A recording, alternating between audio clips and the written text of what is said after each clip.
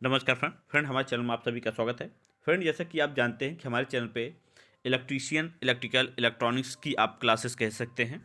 तो फ्रेंड, इसकी जो है डेमो क्लासेस चलाई जा रही हैं और ये डेमो क्लासेस फ्रेंड आप लोग के लिए जो है, बात की जाए तो ALP technician, Bihar state power holding company, UPPCL और भी ऐसे एग्ज़ाम हैं जहाँ पे इलेक्ट्रीशियन, इलेक्ट्रिकल, इलेक्ट्रॉनिक्स के क्वेश्चन पूछे जाते हैं। वहाँ पे ये सारे क्वेश्चन आपको देखने को मिल सकते हैं। तो फ्रेंड, हम लोग डेमो के रूप में सारे क्वेश्चन को अच्छे से अटेम्प्ट कर रहे हैं।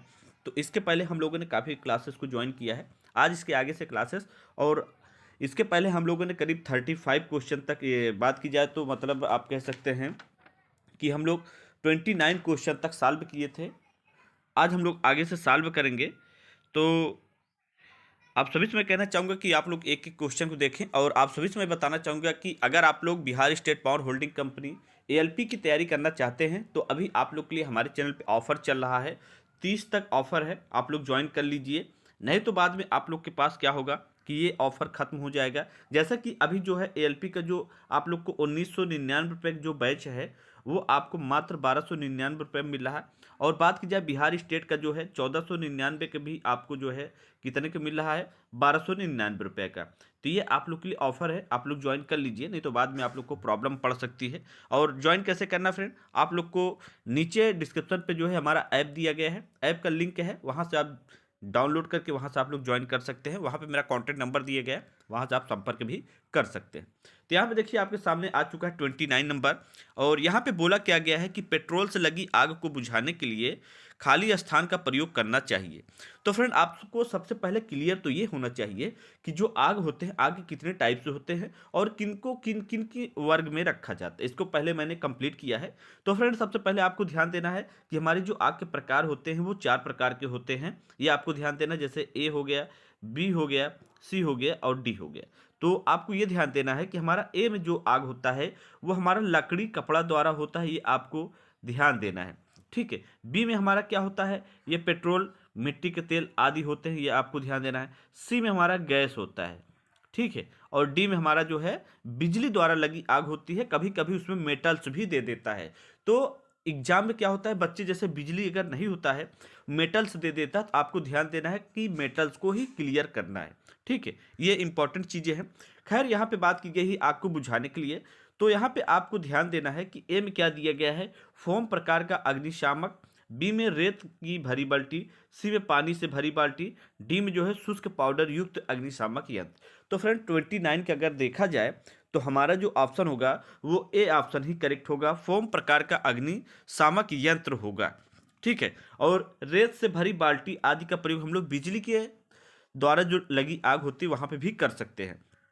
और यहाँ पे जो है बात की जाए तो पानी से भरी बाल्टी का प्रयोग हम लोग जो है लकड़ी, कपड़ा, कागज द्वारा लगी आग को बुझाने में कर सकते हैं। शुष्क पाउडर का प्रयोग हम लोग जो है बिजली के या फिर जो है गैस द्वारा जो आग होती है वहाँ पे प्रयोग करेंगे। बिजली के द्वारा इसलिए किया जाता है कि शुष्क मतलब क्या होता है, ड्राई होता है, ड्राई मतलब सूखा होता है। ठीक है। तो वहाँ पे हम लोग जब इसका प्रयोग करेंगे तो वहाँ पे अर्थ आदि का प्रभाव नहीं पड़ेगा, जिससे क्या होगा, श्रमिक जो भी कारीगर होगा वो जो कार्य करेगा बुझाने का, उसको जो है बिजली के झटके आदि ना लगे। इस वजह से हम लोग क्या करते हैं फ्रेंड, वहाँ पे हम लोग शुष्क का प्रयोग करते हैं। तो खैर, यहाँ पे फ्रेंड हमारा जो ऑप्शन अगर मिल रहा है वो हमारा यहाँ पे ए ऑप्शन मिलेगा। ए ऑप्शन जो है फोम प्रकार का अग्निशामक हमारा यहाँ पे करेक्ट होगा, और ए ऑप्शन हमारा सही होगा। उसके बाद फ्रेंड, यहाँ पे देखिए आपके सामने 30 नंबर क्वेश्चन, 30 नंबर, और यहाँ पे क्या बोला गया है कि निम्न आकृति में किस प्रकार का सुरक्षा संकेत दर्शाया गया है। तो फ्रेंड, आपको ये ध्यान देना है कि सबसे पहले ये हमारा सिंबल, साइन के बारे में बहुत इंपॉर्टेंट है। एग्जाम में आपको जो है काफ़ी क्वेश्चन देखने को मिल सकते हैं सेफ्टी के बारे में। तो हमारा जो सिंबल है वो गोला टाइप्स ऐसा है, उसके बाद हमारा एक सिंबल ऐसा है, फिर ये हमारा ऐसे क्रॉस में गया है, उसके बाद हमारा जो है एक बाल्टी का निशान दिया गया है, फिर यहाँ पे जो है एक हमारा कूड़ा दिया गया है, उसके बाद आग दिया गया है। तो ये आपको ध्यान देना, इसका मतलब क्या है।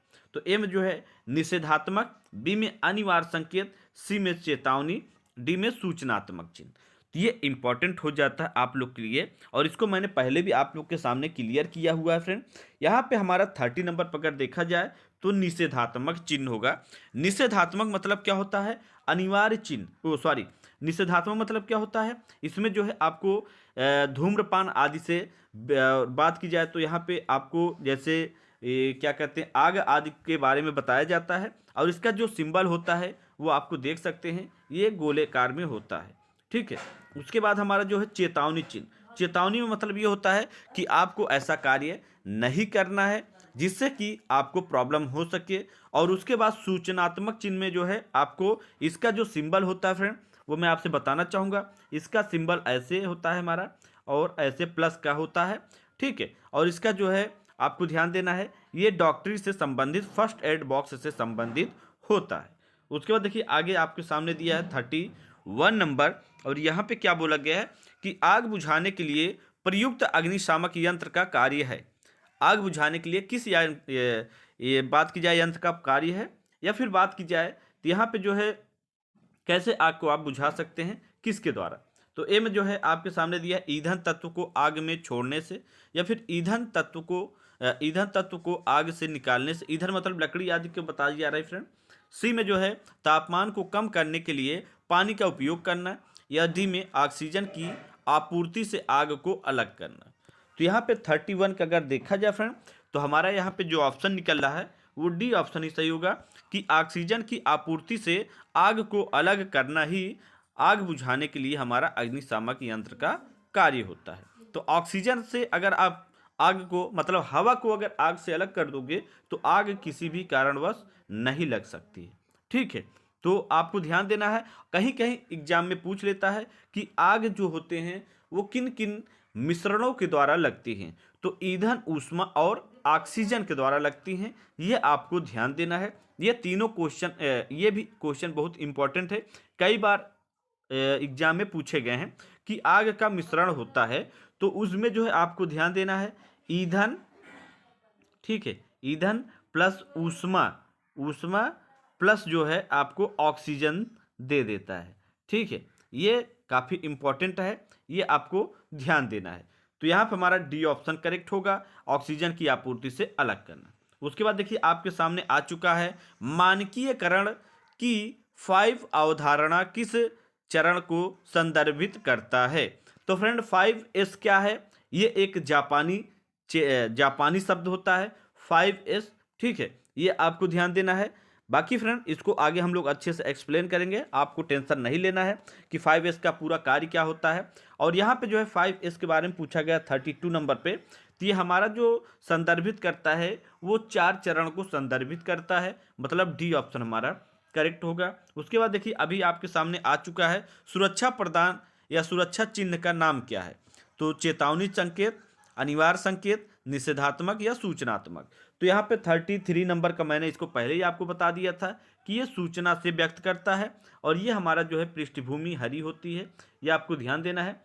और ये हमारा जो है बात की जाए तो यहाँ पे हमारा, तो फ्रेंड हमारा यहाँ पे डी ऑप्शन करेक्ट होगा, सूचना संकेत। उसके बाद देखिए आपके सामने ये साइन आ गया है, और ये देखिए आपके पास सड़क सुरक्षा संकेत का नाम बताया गया है, और ये किस में आता है।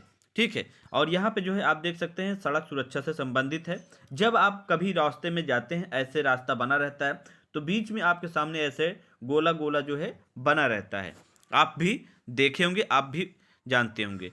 तो यहाँ पे ए में निषेधात्मक, बी में अनिवार्य, सी में चेतावनी, डी में सूचनात्मक। तो 34 का हमारा यहाँ पे अनिवार्य चिन्ह दिया गया है, बी ऑप्शन दिया गया है। उसके बाद देखिए आपके सामने दिया गया है यहाँ पे 35 नंबर क्वेश्चन, और यहाँ पे पूछा गया है कि निम्न सावधानी संकेत का नाम है।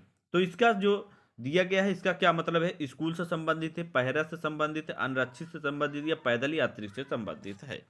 तो ये सारे क्वेश्चन आप लोग के लिए काफ़ी अच्छे क्वेश्चन हैं, और आप लोग अगर ये सारे क्वेश्चन न कर पाएँ तो एग्जाम में फ्रेंड आप लोग समझ सकते हैं कि बहुत सी गलतियाँ आप कर सकते हैं।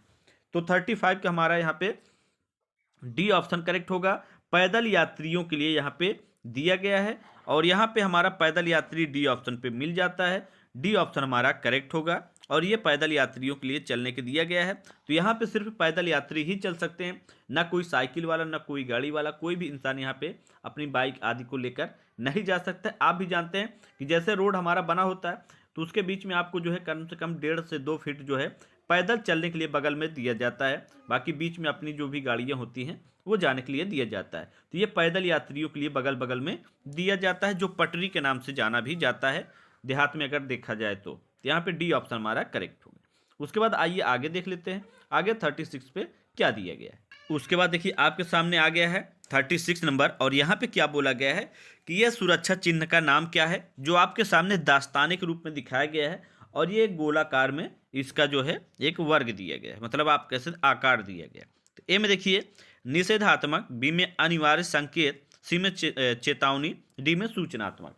तो 36 नंबर का अगर देखा जाए फ्रेंड, तो यहाँ पे हमारा बी ऑप्शन करेक्ट होगा। अनिवार्य चिन्ह मतलब यहाँ पे ऐसा कार्य किया जा रहा है जो हाथों के द्वारा किया जा रहा है, और वहाँ पे आपको जो है बुरादे, चिप्स, कील आदि देखने को मिल सकते हैं, या ऐसे नुकीले पदार्थ जो हाथों के द्वारा उठाए जाए और हाथों को घायल कर सके। तो इस वजह से यहाँ पे दास्ताने का प्रयोग किया गया है। और ये जो दास्ताना होता है फ्रेंड, ये जो हाथों में जो पहना जाता है, ये एक लेदर का होता है, ठीक है, चमड़े का होता है, ना कि कपड़े का होता है। अगर कपड़े आदि का रहेगा तो वो कट जाएगा, और लेदर आदि के रहेंगे, चमड़े आदि के रहेंगे तो वो जल्दी नहीं कटेंगे, जिससे हाथों में जो है घायल आदि का प्रभाव न पड़े। इस वजह से लेदर आदि का बनाया जाता है। आइए आगे हम लोग देख लेते हैं ये पीपीई क्या है, इसके बारे में पूछा गया है। तो एग्जाम में कई बार पूछ लेता है कि पीपीई क्या होता है। तो इसे हम लोग फुल फॉर्म के रूप में अगर देखा जाए, इसका पूरा नाम जो देखा जाए, वो हमारा पर्सनल प्रोटेक्टिव इक्विपमेंट के नाम से जाना जाता है। और ये किससे संबंधित है? ये नाक का मुखौटा, या फिर हेड स्क्रीन, या फिर हेड शील्ड, या फेस शील्ड, ये क्या होगा, ये 37 पे आपको बताना है। तो यहाँ पे फ्रेंड ये हमारा हेड स्क्रीन के नाम से जाना जाता है, जिससे ये कि हमारा जो है यहाँ पे आंखों के सामने रहे और हम लोग यहाँ पे देख सके। ये देख लीजिए आपके सामने दिया गया है। तो इसका प्रयोग हम लोग कहाँ पे करते हैं फ्रेंड? इसका प्रयोग हम लोग वहाँ करते हैं जहाँ पे वेल्डिंग आदि का कार्य किया जा रहा हो। वेल्डिंग आदि के कार्य करने से वहाँ पे इसका प्रयोग किया जाता है। और ये फ्रेंड श्रमिक के द्वारा जो है किया जाता है। जैसे कि श्रमिक काम मतलब वेल्डिंग पे काम कर रहा हो, तो उसके आंखों में जो है रोशनी आदि के जो प्रभाव हो, उससे वो बच सके। इस वजह से यहाँ पे हेड स्क्रीन का प्रयोग किया जाता है। उसके बाद देखिए आपके सामने आ चुका है यहाँ पे 38 नंबर क्वेश्चन, और ये जो है यूपी RVUNL में जो है ये क्वेश्चन अभी पूछा गया था हाल ही में कि अग्निशामक यंत्र का उपयोग करते समय ऑपरेशन का सही क्रम कौन सा है? तो पुल उद्देश्य स्वीप निचोड़, या फिर पुल उद्देश्य निचोड़ स्वीप, या स्वीप निचोड़ पुल उद्देश्य, या पुश ऑरेंज या स्क्विंज, या स्वीप। तो 38 नंबर का अगर देखा जाए तो यहाँ पे हमारा बी ऑप्शन करेक्ट होगा। पुल उद्देश्य निचोड़ स्वीप हमारा ये ऑपरेशन सही होगा, पुल उद्देश्य निचोड़ स्वीप, ठीक है। तो यहाँ पे हमारा बी ऑप्शन करेक्ट होगा। उसके बाद देखिए 39 नंबर पूछा गया है कि पीड़ित का खून बह रहा है, इस रोकने के लिए प्राथमिक चिकित्सा क्या होगी? जैसे किसी व्यक्ति कोई ऐसा व्यक्ति है जो घायल हो गया है और उसका ब्लड निकल रहा हो, तो उसको कैसे आप रोकेंगे? तो मरहम के द्वारा, या फिर घाव के हिस्सों के कपड़े से ढकने से, या फिर घाव के हिस्से के ऊपर से ऊपर की ओर रखने से, या फिर घाव के हिस्से पर दबाव डालने से। तो 39 का अगर देखा जाए फ्रेंड, तो डी ऑप्शन ही सही होगा कि घाव के हिस्से पर हल्का दबाव लगाने से या डालने से व्यक्ति का जो ब्लड है वो रुक जाता है।